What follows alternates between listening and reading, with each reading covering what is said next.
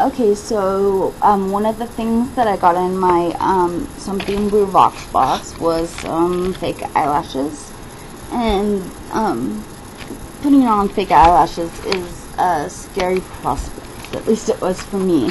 I've never done it before, and so the first time I did it, it was a disaster. I ended up with glue everywhere, all over my face, all over my hands. The eyelashes are turned into a giant glue mess. But with a little practice, I've gotten somewhat better at them. Also with watching videos from YouTube like this. So I am not an expert by any means, but I will go ahead and show you some of the tricks that I learned. I am not good enough to try to put it on here and have people watch me do it, but one of the best things I learned was to get a bobby pin and straighten that bobby pin out. And of course I didn't bring mine over here, but anyway, you straighten one side out and you take the other side, and if you bend it around you can hold on to it really good, and that works a lot better when you go to you know, press your eyelashes down here on your eyes. Instead of trying to use your finger and touching them all, you can use the end of the bobby pin to really get in there and push it down good. One of the biggest things that I had a problem with was the glue. Apparently there's a lot of different types of glue that you can end up using. The one that came with Kiss Eyelashes,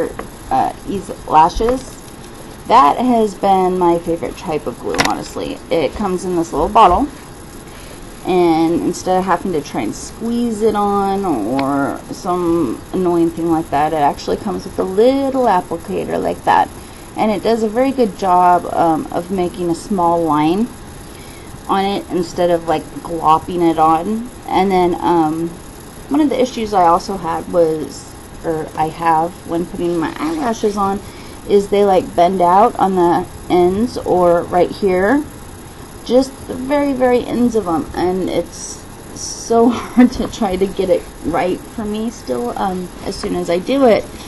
So this little applicator here made it super easy to put the glue, extra glue, like right in the corner where I needed it, and then I could use that bobby pin to push it back on.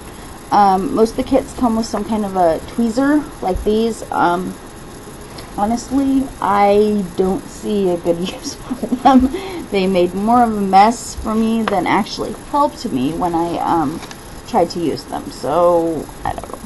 Probably the best tip that I learned was to go ahead and apply some mascara on your regular lashes before you actually apply your fake ones, and it gives it a good base to stay on and for it to stick better.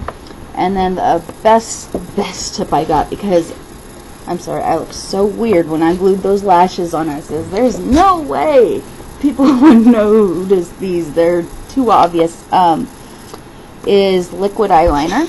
I've always been slightly afraid of it because it seems like, again, I make more of a mess than anything with it. But what I did find is if you, I'll show you here on my hand, if you go real, like do short little strokes like that, let's see. Okay, now you can see it. Alright, if you can do short little strokes like this instead of trying to do a long line, you have a lot more control over it, and it goes on a whole lot smoother than any other way that I've ever tried. You know, instead of that old wives' tale of you must do a straight, steady line, which is completely impossible. So after you apply your lashes, a lot of people recommend doing it first. For me, that don't work just because it would get everywhere if I did it that way. But it worked great, just applying it after my lashes, and then I could really see where I needed it. And then I went along with another black pencil to get real close in the pink spots that still were, and on my water lines on the bottom and then on top, so that you can't see that the difference between your lashes and the fake ones and your eye. So if you use makeup to cover it up, it's a lot easier to get it to look natural, especially if you're like me and don't know how to do it that well. So I wanted to thank Influencer for sending me those wonderful lashes, and Kiss Ever Easy Lashes for letting me try theirs. I think they're a really good set. Obviously, they're not natural hair, but I think for not being natural hair, they work fairly well, and they're fairly light.